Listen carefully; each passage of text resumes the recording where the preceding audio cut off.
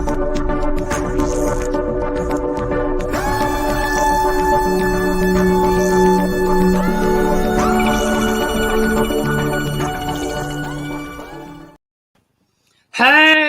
I am late. I'm late to my own channel. Hold on, y'all. I'm having some difficulties. I was running super behind today. Got a lantern in the background, so let me move that. How is everybody? Happy Friday. I'm looking like Casper the Ghost again. Who do we have in here? Good day, Tina. Hello. Thank you for the links. It is Stacy. Jenny Cuddles. Hello. Sister J. Chatterboxes. Kayra. Tracy. Hello. Hello. Oh, my goodness. You're in the middle of the story. Haley. Natasha. Welcome, y'all. Let's see. Who else? Do we got anybody else? Hello. Oh, my goodness. Y'all, we have a busy, what does Scott Rush say? Busy on the docket. We got a busy docket. I don't want to steal his stuff, though. I use my own. Missouri has suddenly been in BuzzFeed lately. A lot of people going missing, too. I have a story out of Missouri about a couple. In fact, we'll talk about that one first. Oh, yeah, it's crazy. Yes, thumbs up. Absolutely. Hey, what's up, Nancy? And I just realized today that I had an email from you that I haven't opened, so I wanted to check it after the stream. Let's jump into this since I'm so stinking late. I've been busy today. I've been busy. Kicked out a few videos. Great deal about that reward for Melinda, huh? My computer's running so slow today, y'all, so bear with me. Let's see. This one is enough to make you want to slap somebody. This is awful. And guys that are in Missouri, it was about Daphne Westbrook. Oh, good, good. Well, hold on. I'll go check it here in a minute if it's relevant because we are going to talk about her today. And anybody in Missouri, did y'all hear about this story? It's awful. Let me see. My computer is running so freaking slow today. Missouri couple who owned a religious girls group charged with over 100 counts of abuse and the R word. Let's check this out. Hold on, it's going to be an ad probably. The Health Neuroscience Center at the University of Missouri is conducting a research study on smoking behavior in people 18 to 65 years old. Wow. Compensation is available for those who qualify. Text SMOKE to 21,000. Did y'all catch that? 340-8636 for more information. Witnesses say child abuse went unchecked for decades in Missouri. Good evening, everyone. I'm Emily Spain. Thanks for joining us tonight. Today, the Attorney General announced charges against a Missouri couple who ran a boarding school up until 2020. They ran this boarding school where victims allege they were tortured. We do want to warn you, the story has some disturbing details. KOMU 8's Rachel Barrett is live in Jefferson City with more. Rachel? This stack of paper contains 100 charges against Boyd and Stephanie Householder. For Boyd Householder, 80 charges, 52 of those related to child abuse and neglect, and 6 of them to statutory rape. Now, his wife, Stephanie Householder, was also charged 22 times, 10 of those for child abuse and neglect. And I spoke with their daughter today, and she says while she was surprised by the charges, there's still work to be done advocating for these victims.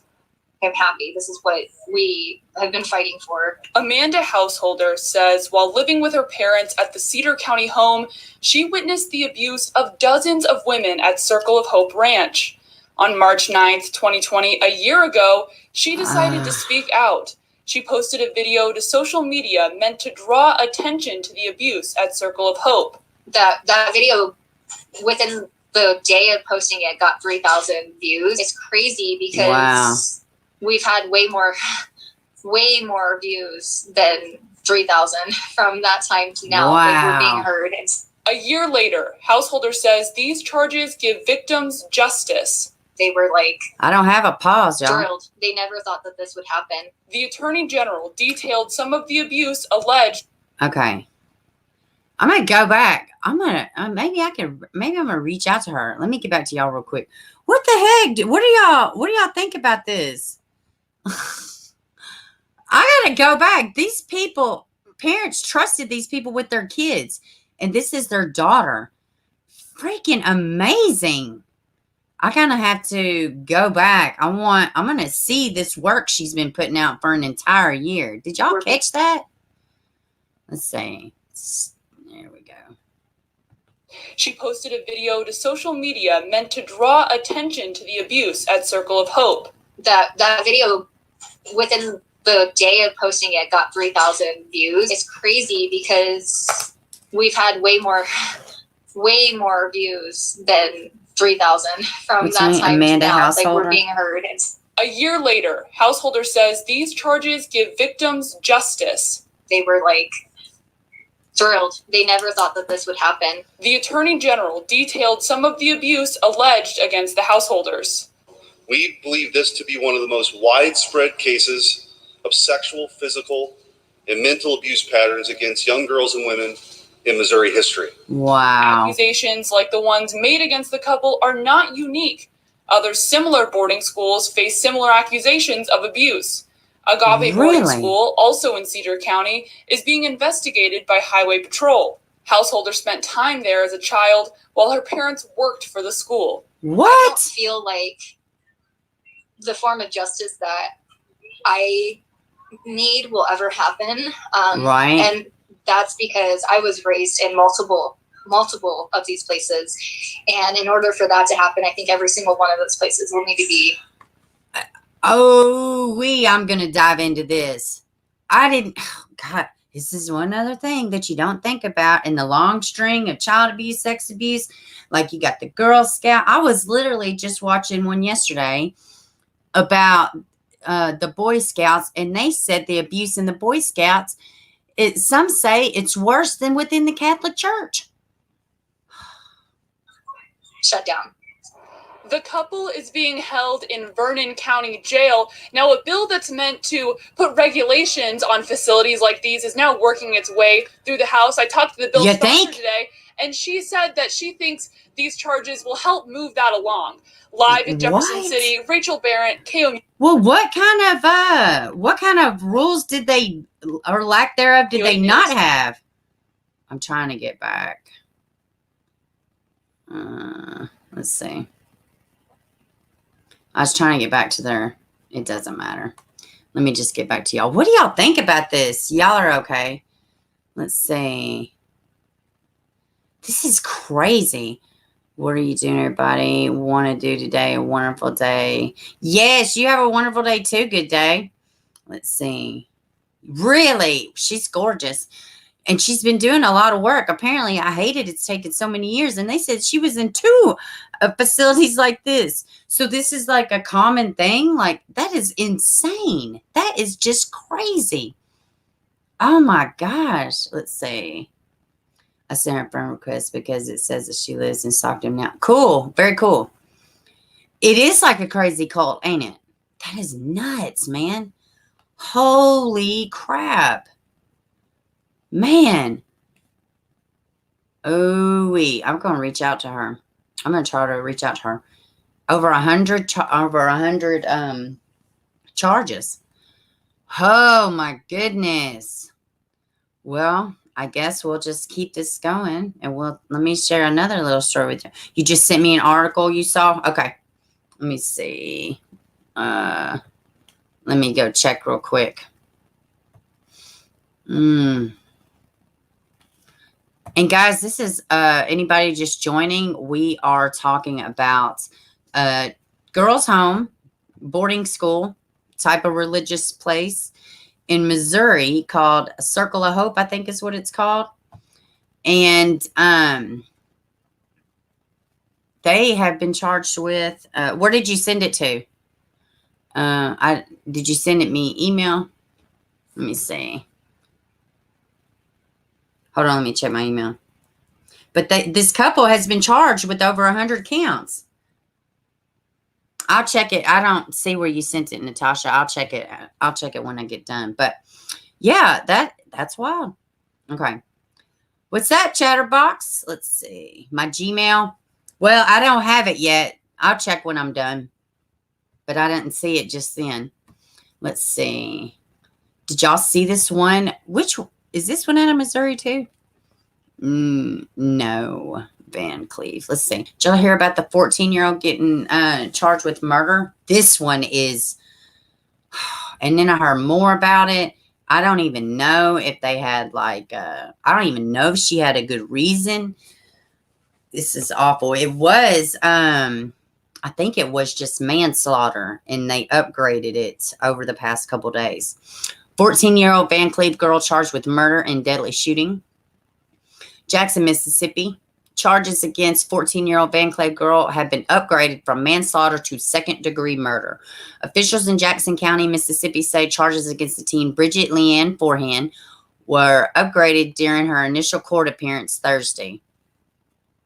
Girl, you ruined your entire life. Forehand's bond is $100,000. Her appointed attorney said her bond should be lower because she suffers from emotional and mental health issues.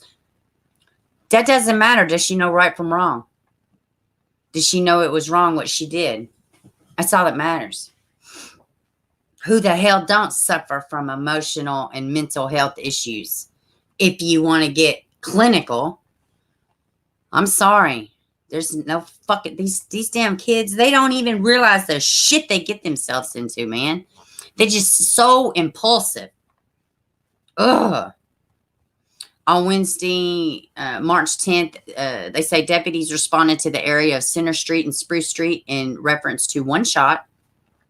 According to JCSO, a 19-year-old male was lying in the street deceased from a gunshot wound to the head. Now, when I initially saw it, I thought, oh, maybe it was an ex, maybe he tried to hit her, maybe, something tried to happen, but no, I mean, apparently it really wasn't, nothing that, didn't call for that man to be killed. From one gunshot wound to the head. Deputies then located Forehand along with two witnesses. Forehand, being held in Jackson County Adult Detention Center, is being charged as an adult. It's unclear why she allegedly pulled the trigger. I have another article I'm going to get to too. Gordon's grandmother told Fox 10 Gordon and Forehand had only met that night through their mutual friends. Let's see. Did it not? Hold on. Did I miss the man's name? They haven't said it yet. Okay.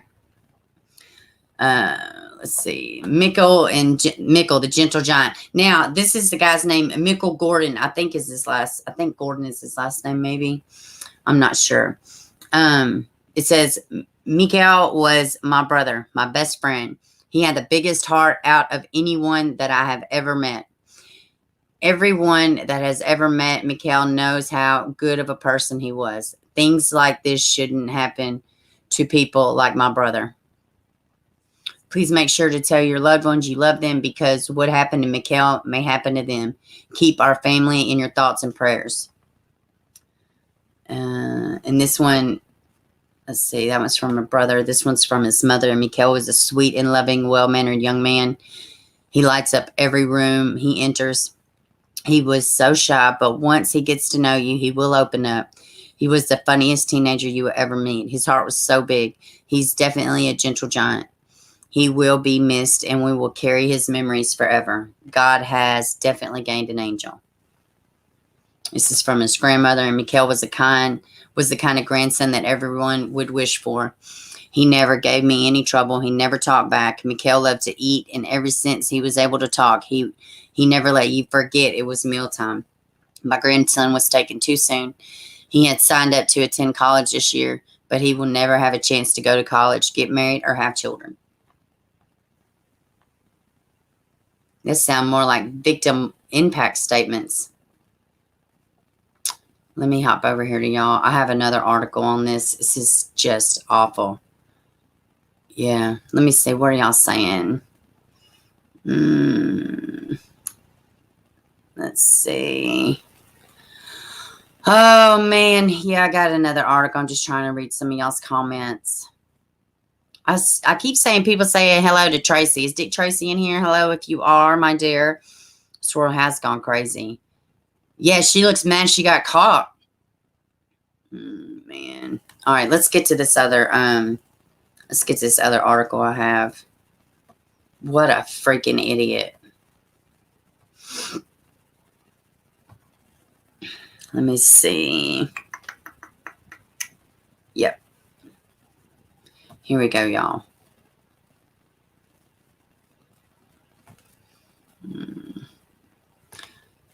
Let's see. Charges upgraded against 14-year-old accused of fatal shooting of 19-year-old. Let's see. A 14-year-old girl is behind bars after being charged in the shooting death of a 19-year-old man.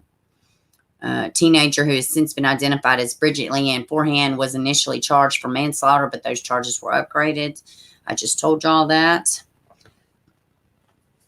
During Forehand's arraignment, the public defender told the judge that 14-year-old's grandfather was recently awarded custody of her and that the teenager has mental health issues. The lawyer told the county court judge, Mark Watts, that they are trying to see a psychiatrist to get her on medication.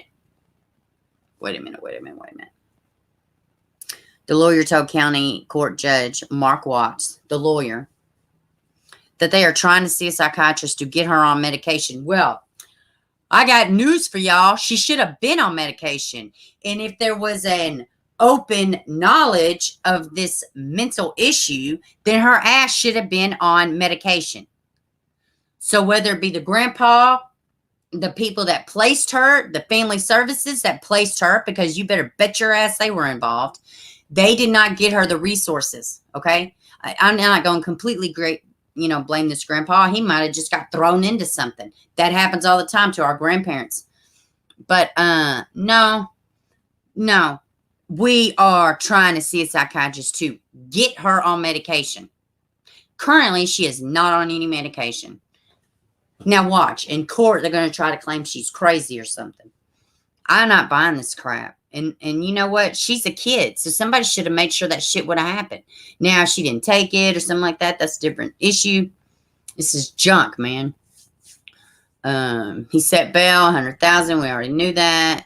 They wanted to, let's see. Ann said he would consider lowering the bond if she sees a psychiatrist. Why would she need to be out?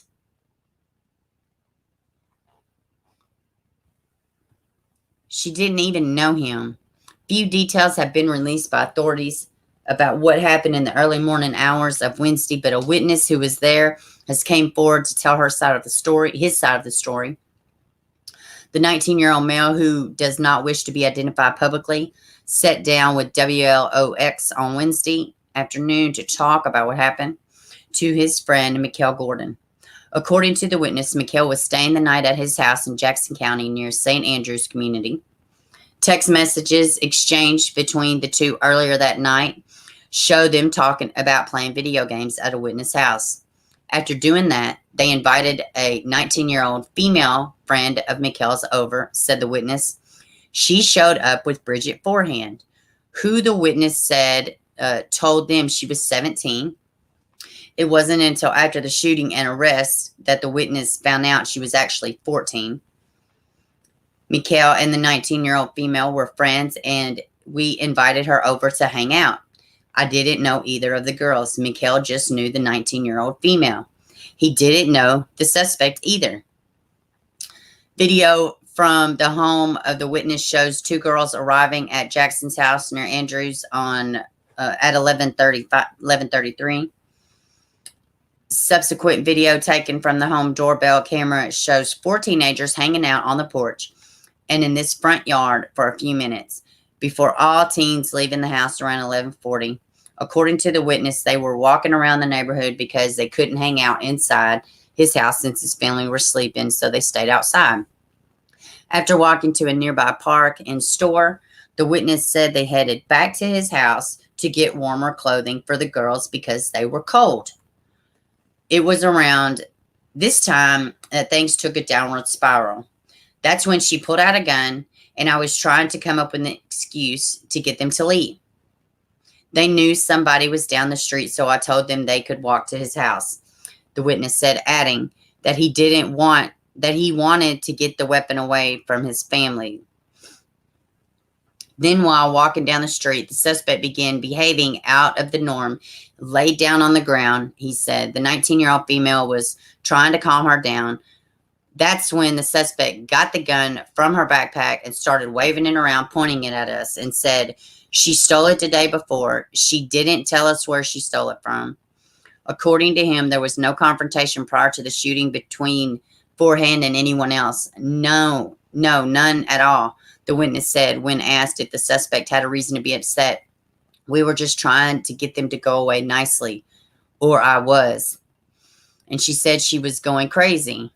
And she was just going crazy. I don't know why. She just started waving the gun around. I turned around and started walking away, and I saw the gunshot out of the corner of my eye. She didn't even know him, added the witness's mother. She was arrested in the police car. She kept yelling, "Is Marcus okay?" She didn't even know his name.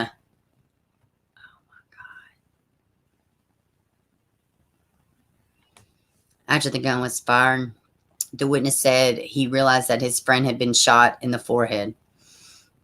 We were kind of in shock and kind of sat there for a second. And then I pulled out my phone and she ran up to me and begged me not to call the cops. I said, okay, because she was still waving the gun around. Then I was like, get away from me, get away from me. I took off running and went and checked on Kel and realized he was dead. That's when I ran back towards my house and called my mom and went back where Kel was. And we saw the two girls running down the street towards my house. As soon as she got the call from her son, the witness mom, she said her and her husband rushed a few doors down to the corner of Spruce and Center Street where the shooting happened. Doorbell video shows the frantic parents running out of the house at 2:08. Let's see. The mother called 911. She and her husband and their son, the witness, waved for help. That arrived. First deputy arrived on the scene at 2:11. During that time, the mother said she realized that the two girls had ran off, so she called her 15-year-old daughter, who was alone in the home, and told her to hide in the bathroom and lock the door because the armed suspect was running towards their house. A 15-year-old sister told witness WLOX that she was locked in the bathroom when she heard Forehand and the 19-year-old come in the house through the back door. Oh my God, man.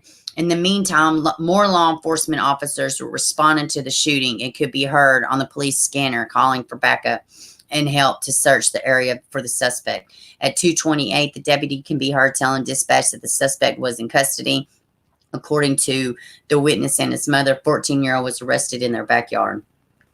Bridget Forehand was initially charged with manslaughter, but those charges were upgraded Thursday when she appeared in court, and she is now being charged with second-degree murder. Holy crap, y'all. I certainly hope y'all are still there. And, oh, my God.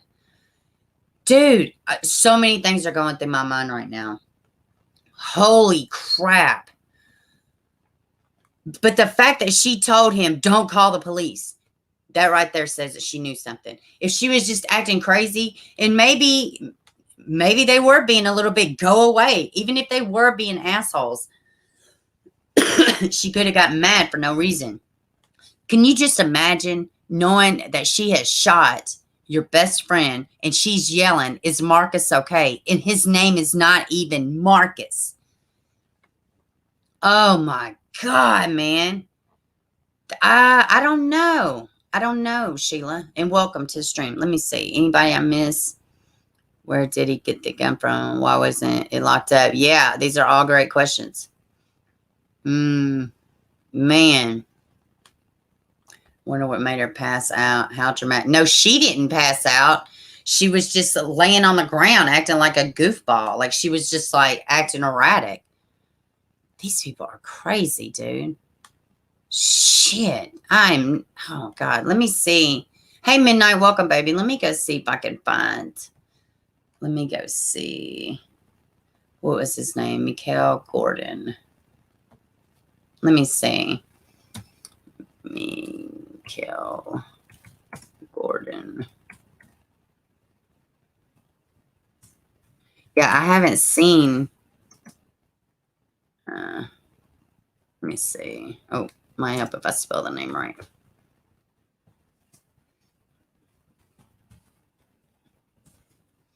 Let me see.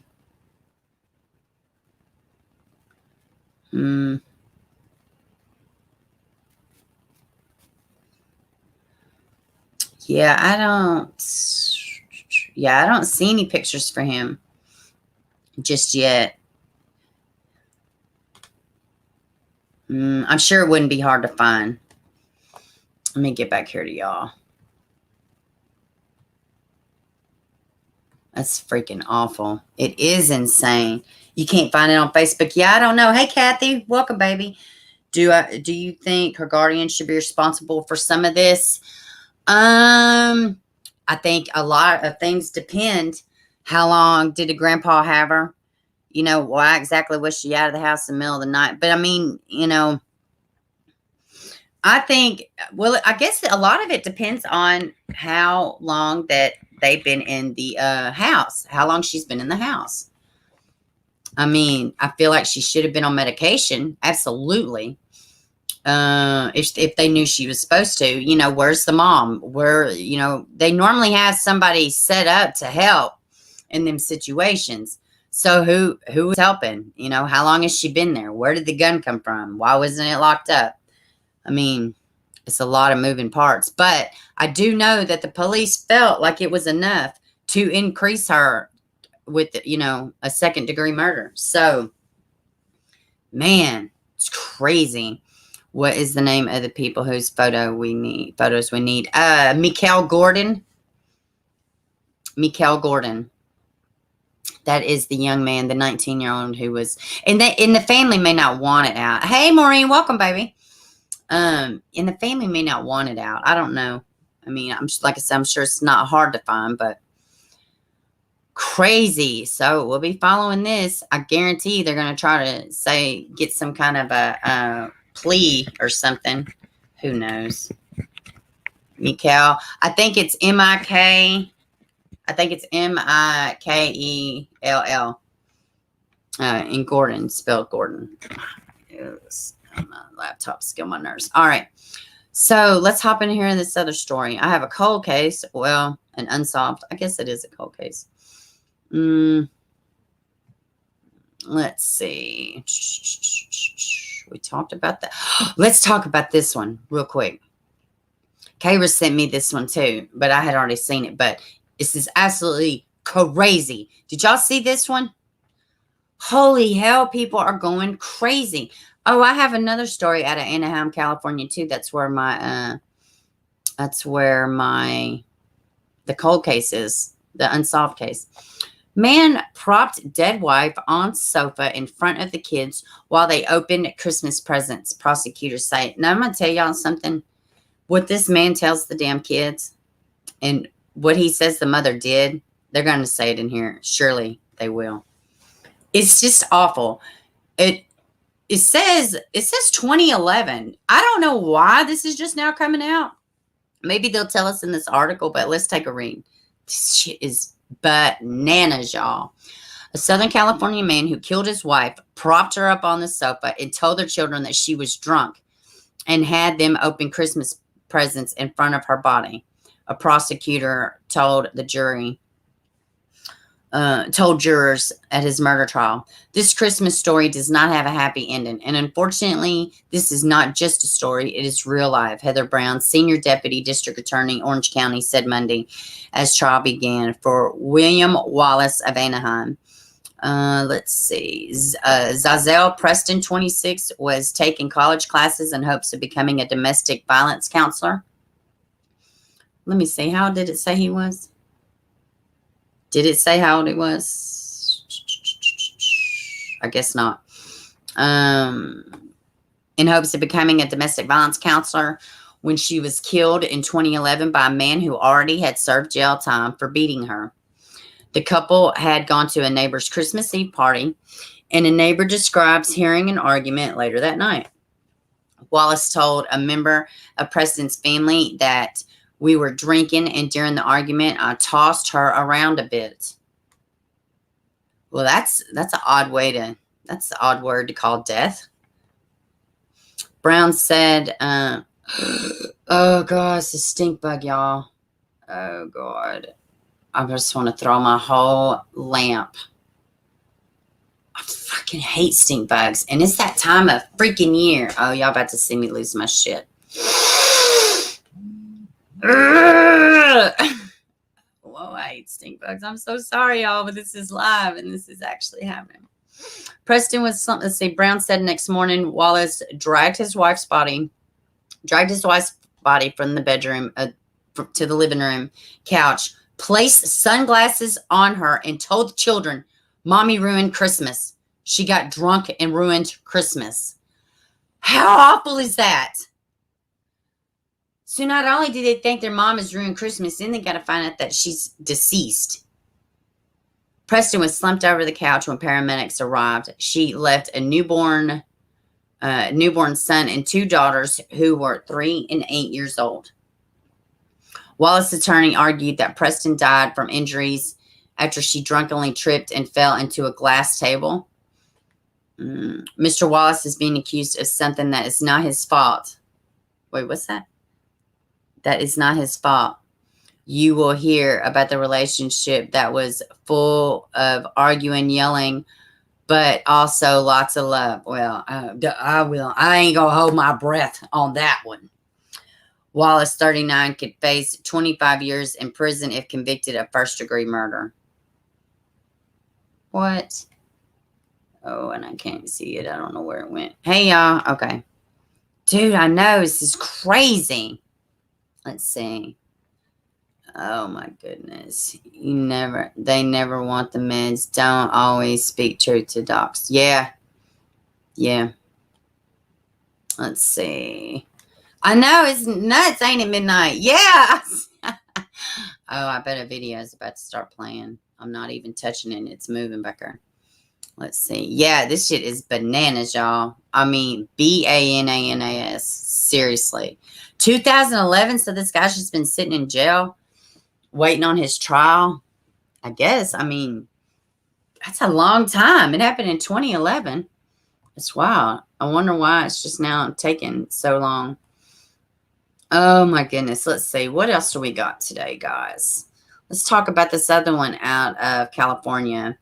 He should go to prison. Yeah, I know. He's malevolent. What is that? Oh, malevolent? Is that what that says? Yeah. I almost wanted to say something else. Where is this one? Oh, yes. This one is so crazy. I can't believe I haven't heard of this one either. It's crazy. I am working on one that is got similar undertones, but that's going to be an actually like a mini documentary. It's to be about 25 minutes long. Just trying something new. All right. The unsolved murder of Dorothy Scott and the mystery stalker who taunted her family for years. Dorothy Jane Scott kept receiving mysterious phone calls at her job in Anaheim, California. She thought the voice sounded familiar, but she could never place it. Hold on, y'all. Let me see. There we go. Dorothy Scott, 32-year-old single mother who lived with her 4-year-old son at her aunt's house in Canton, California. She was employed as secretary for Swingers Psych Shop in Anaheim. Sorry, y'all. I have family stuff going on, so okay, I got your stuff, Natasha. I'll look at it later. Okay, let's see. Where am I at? Let's see. Dorothy worked in the backroom office and led a normal life, a life less colorful than the tie-dyed shirts and multicolored bonds sold at the other end of the store. Dorothy was religious and rarely dated. She spent most of her day working, leaving her son, Sean, in the care of her parents during business hours. Her co-workers described her as kind-hearted, compassionate person. The unsolved murder of Dorothy Scott haunted her family for years. It all started with phone calls. Look how pretty. It all started with phone calls. Weird phone calls months before Scott went missing in the year 1980. She had received phone calls at work from an unidentified male. The unknown caller professed his love for her and his intent to kill her. Wow. Look. Oh, my gosh. I love old pictures. Scott's mother recalled an incident. One day he called her and said, go outside, because he had something for her. She went out there, and there was one single dead rose on the windshield of her car. Holy shit. He seemed to know her schedule and every move, but very terrifying enough. Scott once said that the voice sounded like someone she knew. However, the caller never revealed his name or location, and Scott also couldn't identify him. Scott considered buying a handgun. Soon, the phone calls became more serious and terrifying, and Scott began to fear for her life. At one point, the man reportedly told her he would get her alone and cut her into bits, so no one will ever find. Wait a minute. Cut up into bits, so no one will ever find. Okay. It sounded like an incomplete sentence. Oh, look at that sweet picture. He also revealed what she was wearing that day. Please tell me she got in touch with cops. The call shook Scott to the core. She began considering purchasing a handgun. A week before she disappeared, she started taking karate lessons. However, she dropped the idea of buying a handgun because she was afraid that her 4-year-old would accidentally harm himself with the gun. Black Widow brought Scott to the place of her abduction. May 2018, 1980, an ordinary day, Scott dropped Sean off at her parents' home and went to work as usual. She had a staff meeting at 9. She told her parents that she would be late. During the meeting, a fellow worker, Conrad Bostron, began to look a little off. His arm had red swelling and clearly needed medical attention. Scott and her coworker Pam had left to the meeting to take Bostrom to the emergency meeting. On her way to the hospital, Scott changed her black scarf to a red one and stopped by her parents' house. Medical personnel determined Bostrom had suffered a Black Widow spider bite, according to her coworker.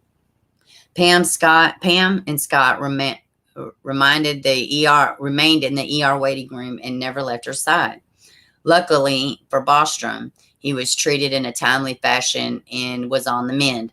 Scott told her coworker that she pulled the car around for them, and they waited for her. They kept waiting for her, and suddenly they saw Scott's car speeding towards them. The car's headlight blinded them, so they could not see behind the wheel. They waved their arms to get Scott's attention, but couldn't, and the car sped past them and took a sharp turn out of the parking lot, leaving her coworker standing by the hospital confused. Sadly, it was the last time any of them would see her alive. Wow, man. Scott's car was found on fire. It was strange to Pam and Bostrom, who were stranded in the parking lot initially. They thought that she had an emergency come up with her son. They reported Scott missing after not hearing from her in a few hours.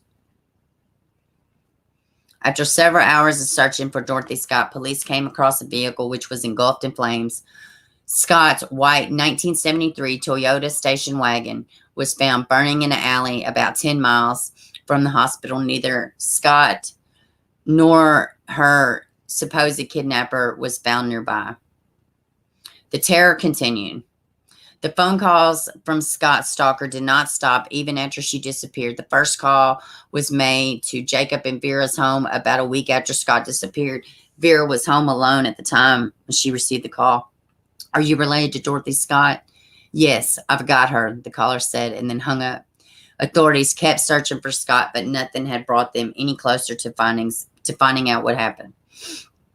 The phone call was the first clue they got in the case, but working on a call led to a dead end. Excuse me. Vera and Jacob were told not to reach out to the media about Scott's disappearance as it would negatively impact the investigation. However, after a week of searching with no progress being made, Jacob called Orange County Register about his daughter's disappearance. Damn right. Orange County ran the story about Scott's disappearance after seeing the news regarding Scott's disappearance. He called the editor of the paper, Pat Riley, and told him, I killed her. I killed Dorothy Scott. She was my love. I caught her cheating with another man. She denied having someone else. I killed her. The time we went out the way and gave details about what she was wearing as well as what she was doing at the hospital. She was wearing a red scarf. Oh, yes. She was wearing a red scarf that evening, disappeared. She was with her friends as Conrad being treated for spider bites. The calls kept coming for 4 years. The unknown caller continued to call our parents weekly for about 4 years after her death. Police were enlisted to tap the phone to determine the caller's location, but never stayed on the call long enough. Wow. He would call them and say he killed her. She was tortured, held captive, and sometime would just simply tell them that he had her. The calls happened nearly every Wednesday for 4 years, every time the same voice, but no one had a clue who was on the other side. The calls stopped nearly 4 years later when Jacob Scott's father picked up the phone instead of her mother, Vera. After the phone call, the stalker didn't call. Discovery of Dorothy Scott's remains. More than 4 years after her disappearance, on August 6, 1984, a construction worker discovered dog and human bones side by side about 10 meters from Santa Ana Canyon.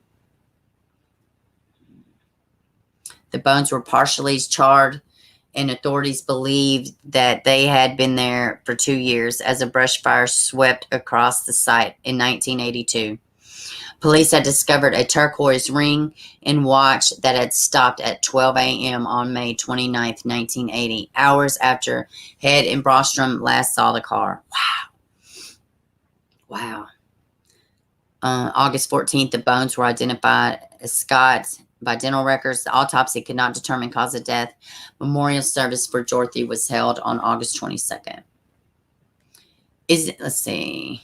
Isn't it strange that her remains were found side by side with the body of a dog, which is no relation to her? While most believe that this is just a coincidence, but in order to trick police dogs, police looking to hide bodies bury them under the body of animals, causing the police to see false positive. They will only dig until they find the animal carcass, leaving what's underneath undisturbed. Wow. Convincing theory about the killer's identity. No one has ever made a suspect, ever been named a suspect in the Dorothy Scott case, and there have been many arrests. However, there is one very strong theory that has been floating around for quite some time. There is a man, Mike Butler, at Scott's place of employment. His sister also worked at the shop, and Mike had become obsessed with Scott. He lived in the nearby mountains, and it is rumored that he was an unstable individual and perhaps involved with cult activities. I would explain charring and other things, actually. Scott's son believes that Butler is the stalker and killer. Butler had ran across Scott's father before, and that is why the caller hung up when Jacob answered the phone. After that, Jacob will recognize his voice. Butler was working at the same place, so he had the opportunity to follow her and know her schedule because it linked up closely with his sister. And he'd have an excuse to come around the area. But there is no hard evidence to back up Scott's son's theory. Sean's father, who was also suspected, but he had an alibi and was not investigated further. Both Jacob 1994 and Vera 2002 passed away without knowing what exactly happened to their daughter. Aww. Let's see. She may be part of the murder series here. Let's see how long this is. This is it. Let's see. The police didn't have any leads.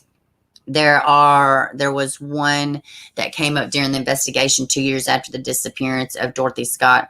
Patricia Schneider went missing. That name sounds familiar, Patricia Schneider.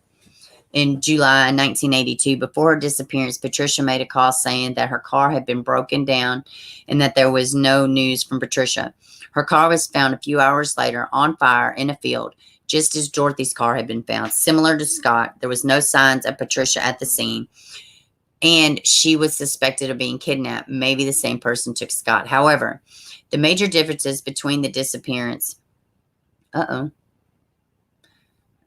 major. Where did it at? However, the major differences between the disappearance of Patricia's family never received any threatening phone calls. Her disappearance remains unsolved. Dorothy Jane Scott was described by her friends as a church-going woman, loving and dull as a phone book.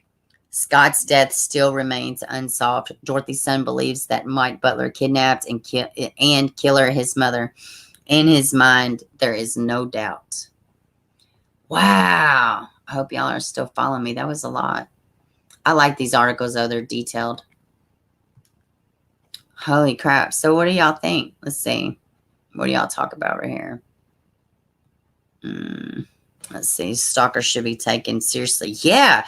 I'm kind of surprised she didn't go to the cops. Which, I mean, back then, I don't know. They'd probably looked at her like she was crazy. It's not quite like it is now, for sure. Let's see. Stalkers are not to be messed with. Trust me. Yeah, I know. I can agree with that, too. 4 years. I know. Pick up the phone. Man, that is awful. Yeah, that's crazy. But still unsolved. I think I might take her name out of the title. I don't want to start getting phone calls. I'm joking.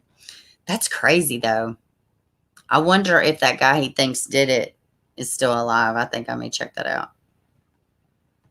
Just to, make sure. It's a crazy little story, huh? All right. So let's see. I think I've talked about, let's just see. I think I'm ready to switch gears to Daphne. Oh, I think so. And we were just going to talk about Melinda Davis. I don't really have nothing new. I mean, I can read the article that we read earlier. Well, I didn't read it with y'all. I made a video. Let's see. 18-year. Okay. Yeah, I think that's it. So let me pull up this right here. We'll switch gears and talk about Daphne. All right. So last time I saw y'all, and well, some of y'all probably saw the video earlier, but Miss Daphne, they have increased this to an Amber Alert. Let me see. Did somebody say they sent me something about Daphne? Let me see. Oh, never mind. You said I did and I covered it. Perfect.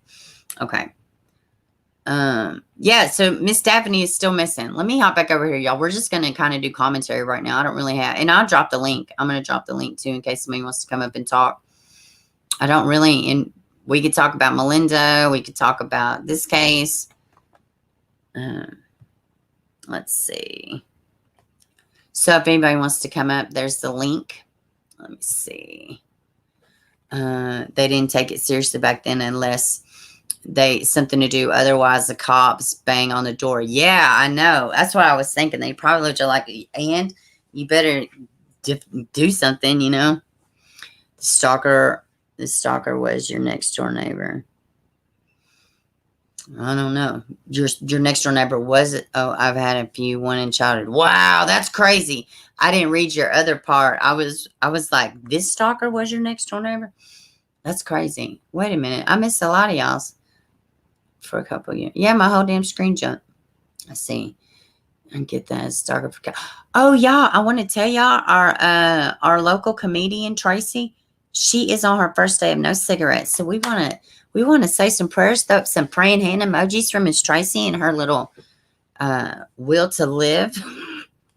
I'm so jealous. I wish, I need to quit smoking too. So good for you. That's crazy, Kara. Damn, you need to get out of Florida. That's crazy. Well, you probably still don't live in that same place now, huh? Let's see. All right. Yeah, let me see. I did want to show y'all this. Here, hold on. I'm going to show y'all.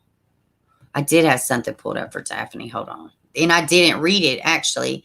And I didn't share it in the video I did today. Where was it at?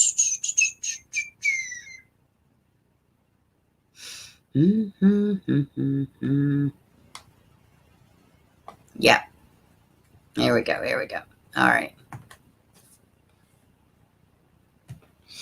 All right. I'm not going to read this whole thing. Most of this y'all know, but it was just this Auburn connection. New lead prompts Amber Alert. Prompts Amber Alert for kidnapped teen with ties to Auburn area. Let's just watch the video. I'm sick of reading.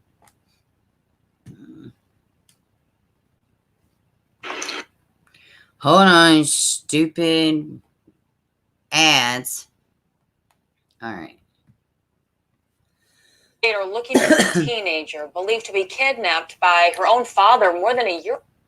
Oh. Told back in 2019, John Oliver Westbrook, whose family is from the Auburn area, would not let his 17-year-old daughter leave after she and her 2 dogs came to visit from Tennessee. Since then, people have actually reported seeing the 2 in areas throughout the country. Investigators struggling to track them down. They say She Westbrook like is an IT expert specializing in security. The father has been indicted on aggravated kidnapping charges. Well, we already knew all that, so thanks. I'll continue reading. Hamilton District Attorney's Office, Chattanooga, Tennessee, says John Oliver kidnapped his daughter. We know this. Fern and Strawberry are the dogs' names. Let's see.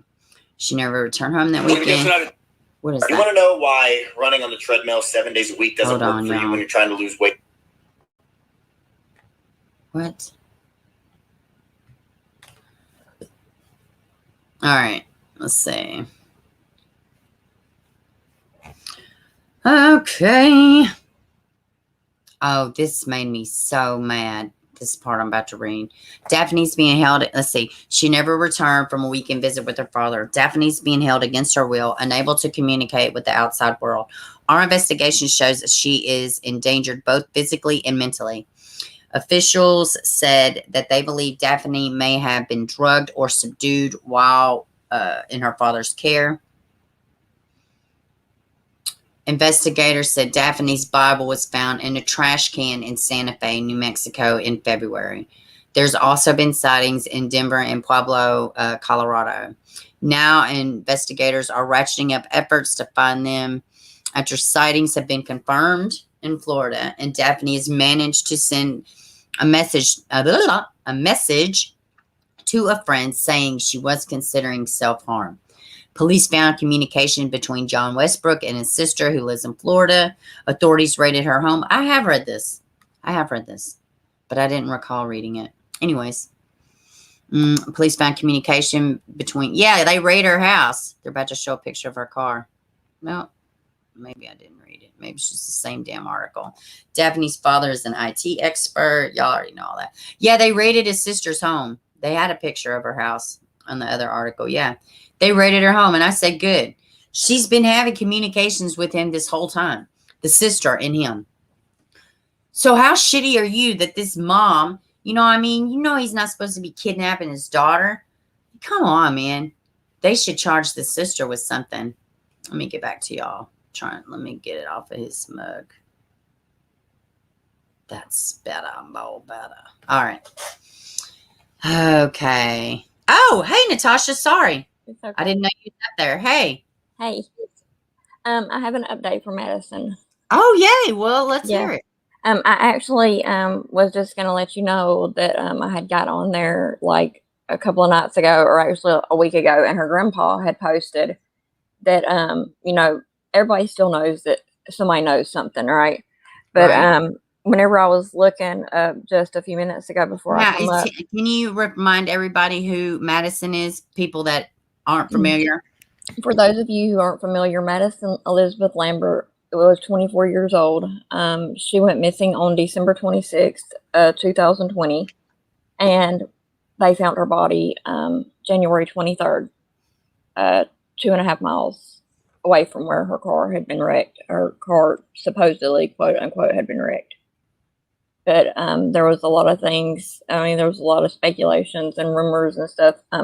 But I have it right here off of the Mississippi County Sheriff's Department thing. A lady had asked 2 weeks ago, said, Tabitha Michelle said, I'm guessing still no updates on the matter. Prayers for her family. I worked with her at the nursing home. She was so sweet and was amazing toward the participants. Her family needs closure on this most important hurt us. And 22 hours ago, Mississippi County Sheriff's Department office said an autopsy has been performed. We're just waiting on the results to be turned into the coroner to be given to us hopefully soon. And then Amanda Hancock Clark said 22 hours ago, just Tabitha, I still can't believe an autopsy report hasn't been done. I was under the impression that the autopsy report was back and that they was trying to say that she had drowned it or something, but where she was found, there wasn't no water that I can recall. I mean, where I walked looking for her, there was a ditch, which is what I walked up beside. But Right. where she was found off of Booby Highway, I don't think there was water in that ditch where she was found. So, Well, thank you for that. You're welcome. Still, if anybody has any information or anything, please let someone know. Absolutely. Thank you so much for You're keeping us welcome. posted. You're welcome. I appreciate that, honey. Oh, well, she's gone. Thank you for the update. I appreciate that very much, Natasha. Thank you. Absolutely. Because we were following that. It was awful when they found her. So, yeah, there was a couple questions. Let's see. As far as I know, Dad's very capable. Wife was a little shocked that he was capable of this level of crazy. You're okay, Natasha. You did fine. But, yeah. I think my damn stink bug's on the move. I just saw a shadow out of my face. Y'all got stink bugs where y'all live? I wonder if they have stink bugs in like outside of the United States. I'll tell you right now, I hate them. And they just get on my nerves and they just hit you like a locust. It's not like a soft bug hitting you. It's like a tiny softball hitting you. Like some bugs are so, I'm going to shut up. But yeah, I hate fucking bugs. Whatever. It's a damn stink bug. It's not even like a fly or something. It's just a stupid bug. Anyways. Yeah, smash the like button. So, what are y'all's thoughts? Do y'all think, she's about to be 18. Daphne is going to be 18 at some point.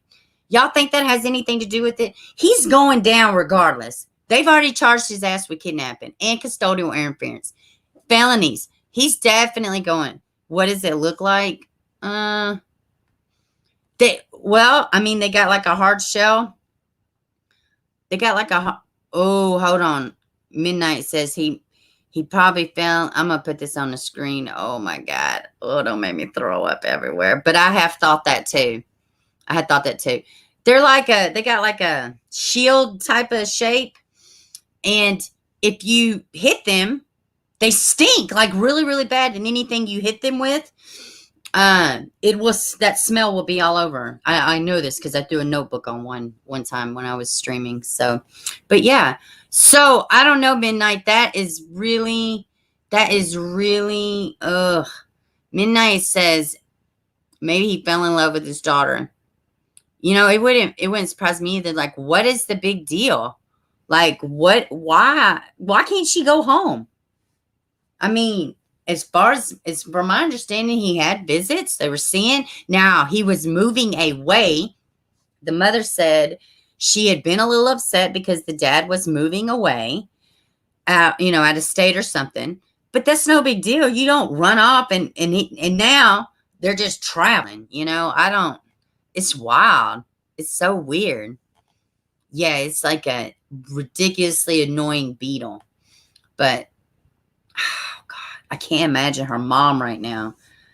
And I'm like, why hasn't this already been a damn Amber Alert? Y'all just needed the text saying that she was, okay, I've had enough. Now I'm ready to harm myself. Oh, now it's an Amber Alert. I'm so damn confused on why it wasn't already escalated. I don't know, Hey, Blind Squirrel, welcome.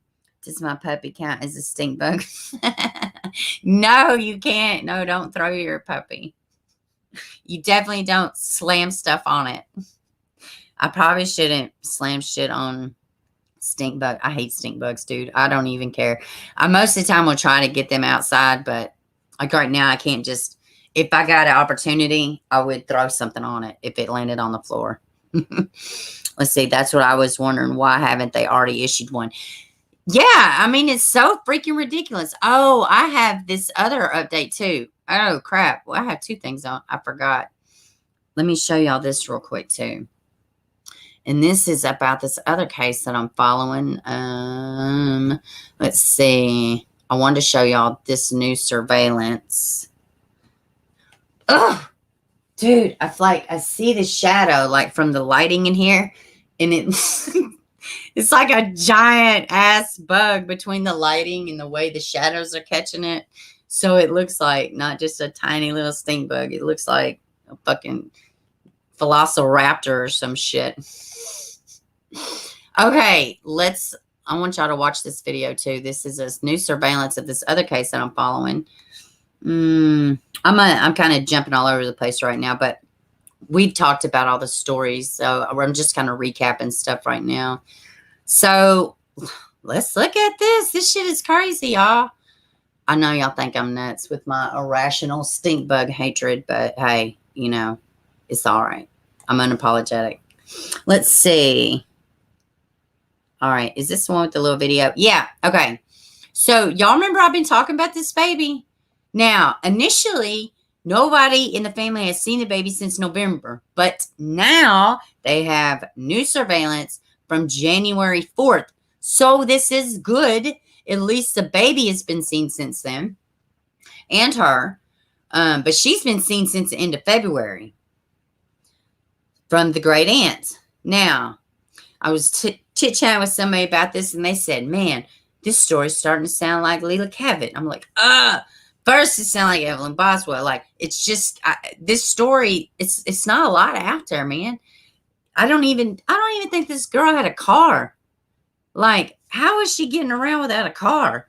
She rode the bus, and I want y'all to watch this surveillance. She doesn't appear to have a care in the world. She doesn't seem rushed or uncomfortable, but maybe I'm reading too much in a little 3-second video, but sorry.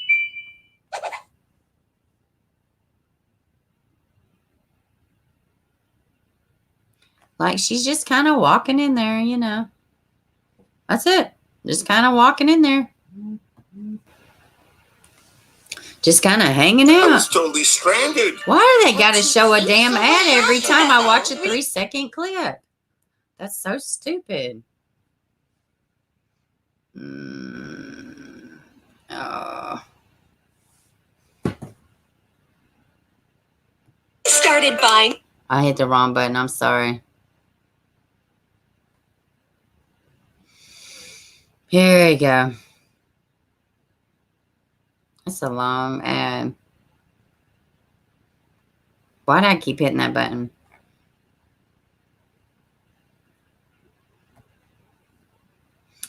So, yeah, let me get back here to y'all. So, what do y'all think now? Now that there's been a sighting. Let's see. Yeah, she was riding the bus. They did say that she rides the bus a lot. She looked trapped or captured. She don't look. Yeah, that's what I was saying. She doesn't. She just looks like she's walking in the store. And, yeah, please find out. Let's see.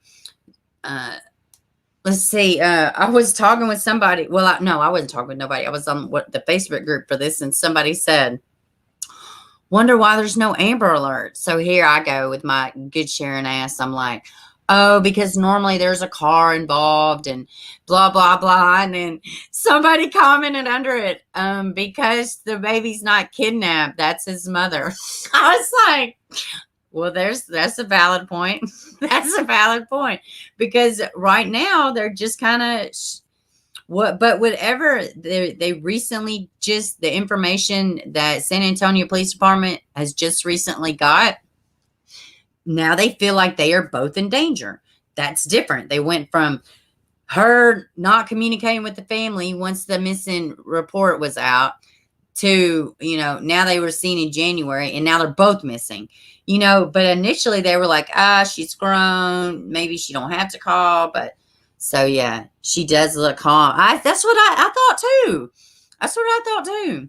I thought she looked like do like she had a care in the damn world, but if you go back and look at Leela's, she looked really calm too, before fuckery happened to her. I mean, so hey, Shar, hey. Let's see. Yeah, it's weird. It's very strange. This one's got me scratching my head. Seriously. I wonder what the aunt thinks about this new footage too.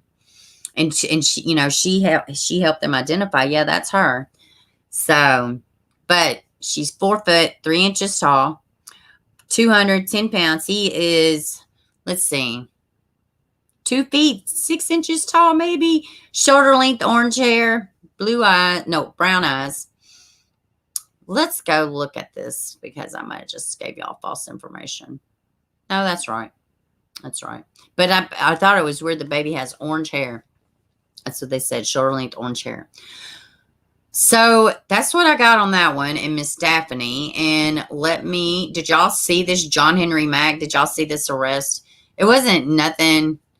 The police chase was exciting as shit to me. I was like, they started driving fast. I was like, oh, here we go.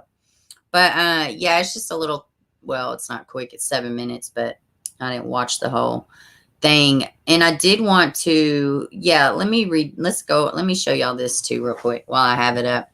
I'm gonna read this and then I'm gonna close that out. Uh-oh, somebody figured out the incognito, Kara.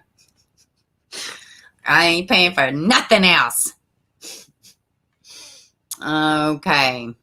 So these are the items. Oh, you stupid bug.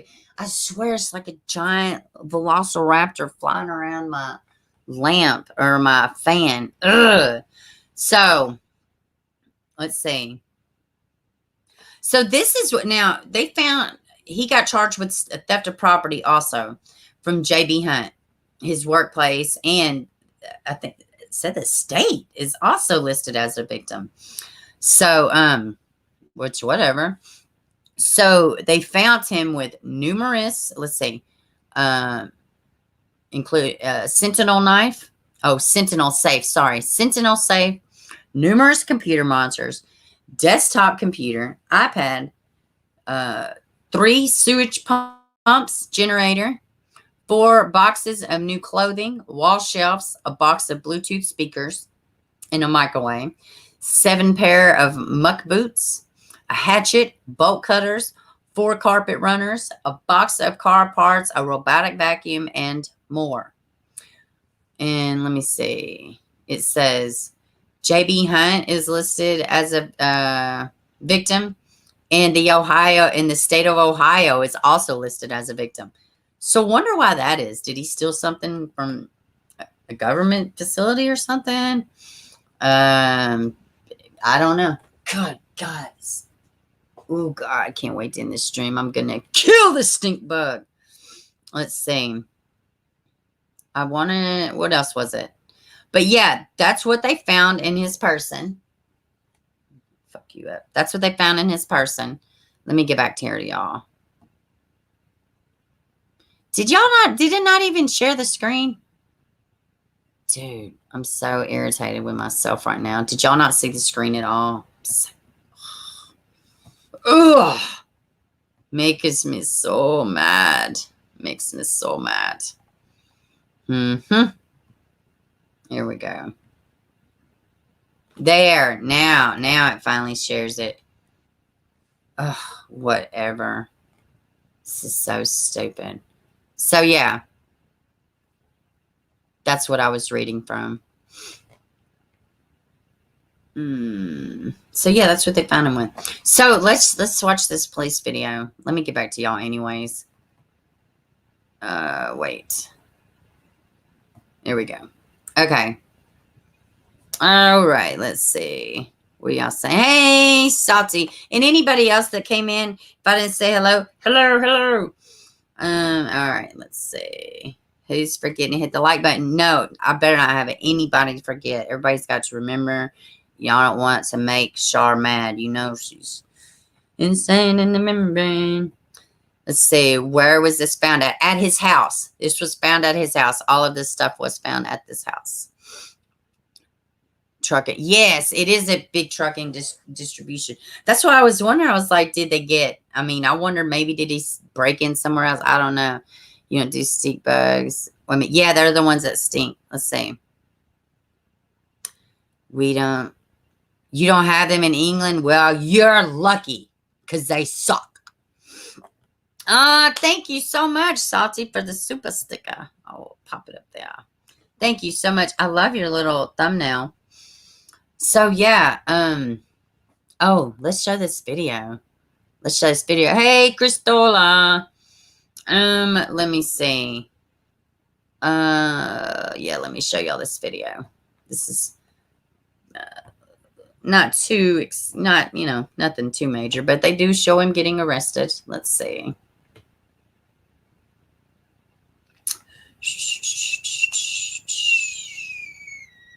Where's it at? Oh, my eyes. Here we go.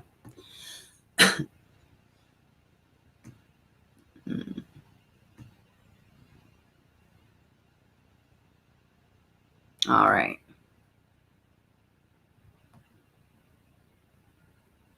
Yes, no sound here. Let me get it right here.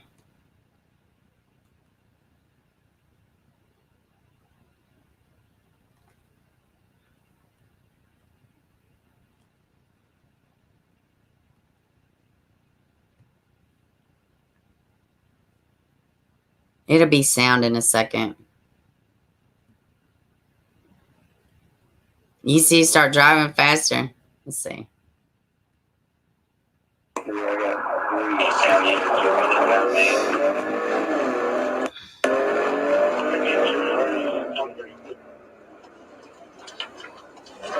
I agree. It's crazy. 34 is 23.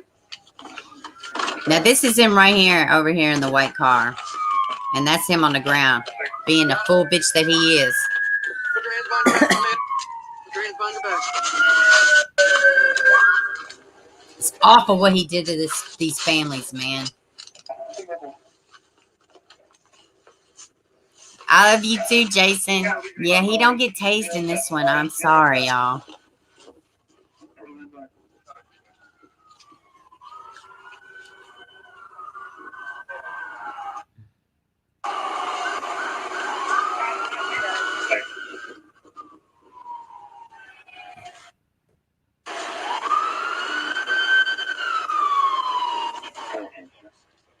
Put your hand partner.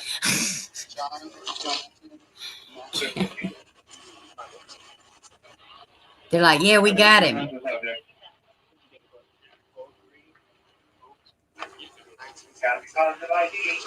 Got the positive ID. All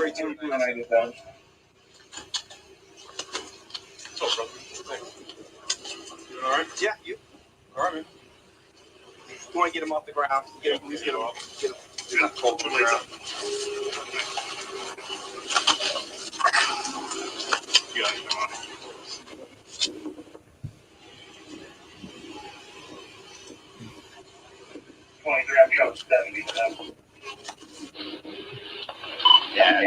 It's hot here today, too. It's rainy. It looks like tornado weather, really.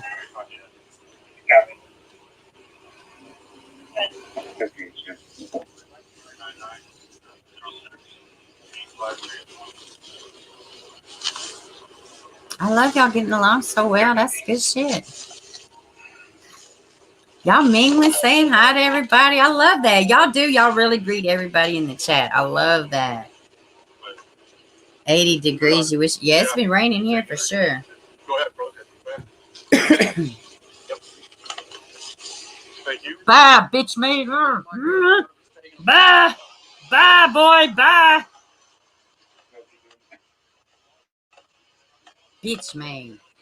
Oh, my face froze on an ugly spot. I hope it don't look like what I'm seeing to y'all. That's an ugly face I'm making. Whew. That is a terrible. I got a frog face. Are y'all froze over there? Oh, yeah. Whole laptop froze. Oh, whole laptop froze up. It always does this to me. Got a velociraptor in my damn above my head. Laptop froze. I don't know what y'all are looking at. Well, I was about to end the stream anyway, so God, I don't know why it's like frozen for life. Why does my face look like that? All right, guys, I'm going to go ahead and try to end it here. My laptop's acting crazy. I love y'all, and I will see y'all Monday. I don't even know if y'all can see me or not. I got nothing over here on this side. All right, see y'all Monday.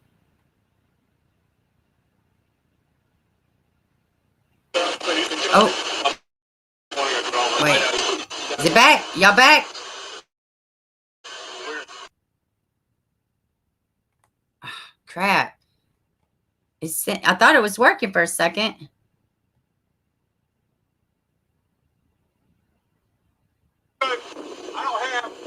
Y'all there? That's right. He black. That's not a racist term. That is a shout out to JLP, y'all. Wait, am I leaving it? No, I know. I'm so confused. Yeah, okay. Everything is good now. It's just like for a second. Yeah. Well, and I don't know what all these police officers are going to say. I didn't watch it. Okay, good. Oh, my face was like, it was amazing. I love Jesse Lee Peterson. Oh, I didn't see this part of the video. No, they're arresting John Henry Mag. This is his arrest video. They've already put him in the car. And in this red car, that is his son and daughter-in-law. And they are actually out on bond now with ankle monitors.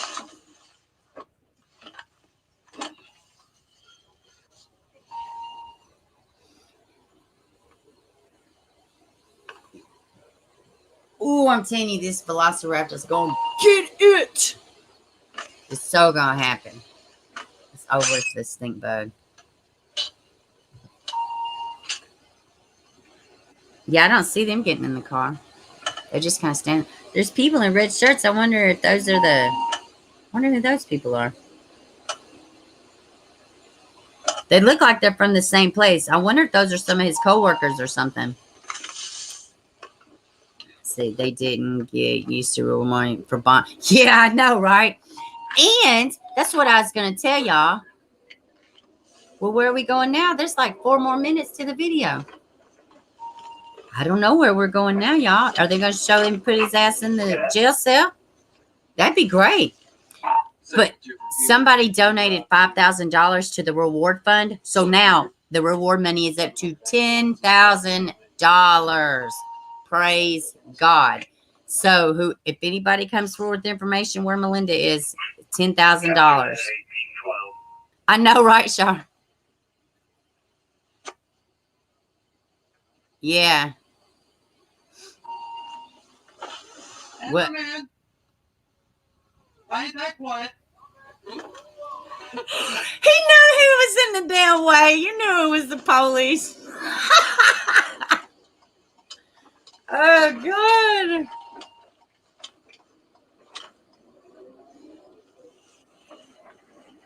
Oh, nothing. This is just the end of the police video. I don't know why it's so long. They just made sure they sent the whole damn video, I guess.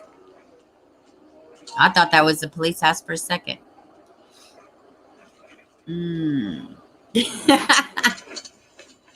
That is an incredible donation, man. I was so excited about that. Yeah, this looks like a jail right here.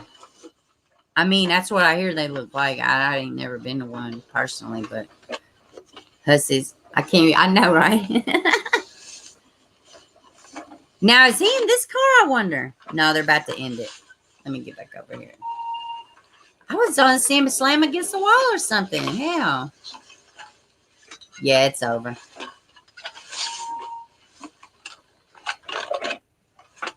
Yeah. All right. Let me get back here, y'all. So, yeah, that's it. He's in jail. We're getting a tour of the city. I know, right? Damn. Sorry, surgery. Doc's calm. No worries, Stacy. Thanks for coming by. Yeah, I know, right, Midnight? Let's see. Yes, absolutely. I know. I like the word hussy. Oh, that's a nice word. I heard a word the other day or last night in a movie. No, actually, I think it was on what was it? Smugnerant. Smugnerant. Where did I hear that at? They were talking about a New York Times journalist, and they called her smugnerant. That's a great word, ain't it? Smugnerant.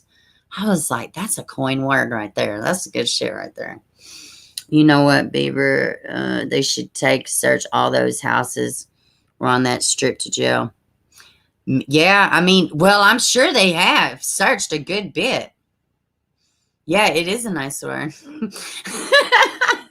Yeah, it's the little things that crack me up. What is Oh, I think my cats are moving around in my bedroom. I was like, what's that? But it's just me here. Me and the little baby. He's sleeping. You have to write that word down. You said, yeah, I know. Smugnerant. I was like, ooh, Yeah, these hussies ain't loyal. Speaking of loyal, reminded me of the word royal. Why is everybody going crazy over this Meghan Markle shit? Does anybody really even care about what's going on with him? Why do we in the United States give two flying shits what happens with the royal family? How involved are the actual people from Britain involved with the royal family? I mean, I'm not going there. I'm not going there, completely going there. But I'm just saying, every channel I follow just about is talking about this damn royals. It's so stupid. Because they got nothing better to do. Yeah, I don't care. I don't care about them either. I really don't. I don't know why I watch people that are commenting on it. But I do. Yes, I cannot care. I couldn't care less. Yeah, she spilled the beans, lying ass. She's so full of crap. She's not like, man, whatever. Don't even get me started. They're all crazy. You hear people taunting her. Mental health is important. We are all involved. Man, mental health is important, but nah, Meghan Markle had a whole life before the royals. So, yeah, I don't know. I don't feel bad for her, not one single bit. And half the crap she's coming out talking about, I mean, if she was my family member, I'd be pissed off. I'd be like, oh, we let you in? This is what you do? But I will say this, as far as the stuff and them asking about the color of the baby and stuff, I think that I could totally see the royal family saying something, or at least inquiring about it. But I mean, like, why now? Why now come out with all this craziness? And you know what? And you know what pisses me off more than anything? People are losing their shit over this damn Meghan Markle. Meanwhile, the damn Prince Andrew is diddling little girls and been connected with one of the most. Oh God, I can't even talk. It gets me so fucking mad. While everybody's worried about poor Meghan Markle and her being, treated slightly different, there's actual real fuckery going on in that whole royal Buckingham situation and with the Prince Andrew. That's what pisses me off. Everybody's talking about Meghan. Oh, she said this. Oh, she said that. My son doesn't get security. Oh, they didn't listen to me about the. What is going on with Prince Andrew, dude? Really? Can Queen release a statement about Prince Andrew? Can we get one of those motherfuckers? Could we produce his ass to the U.S. so they could question him?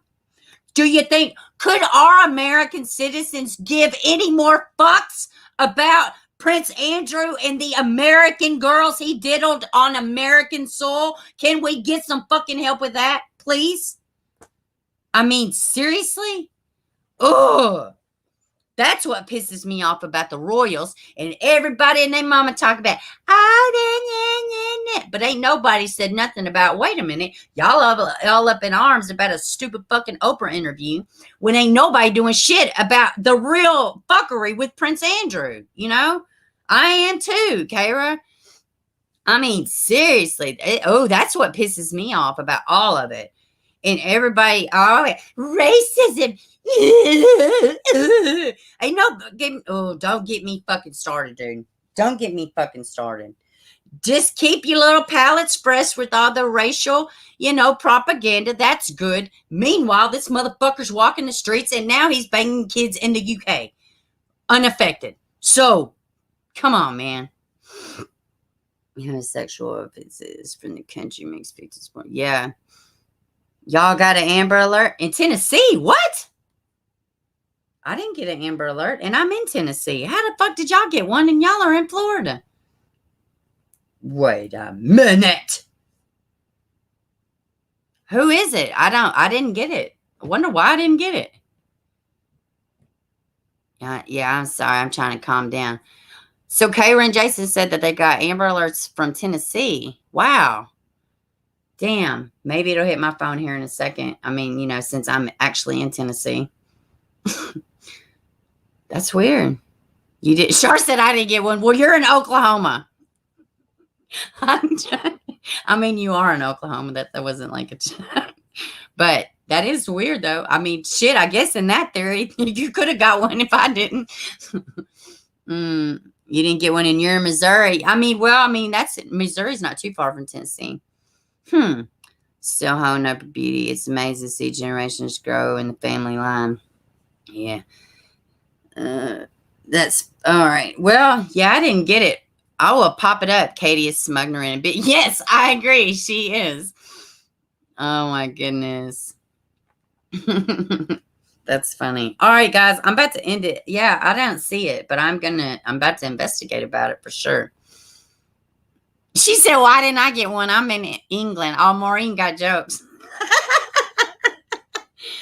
I really do think that they should have all Amber Alerts hit all phones for all states. I believe that. I don't know why I believe that. Well, no, I do know why, but let's see.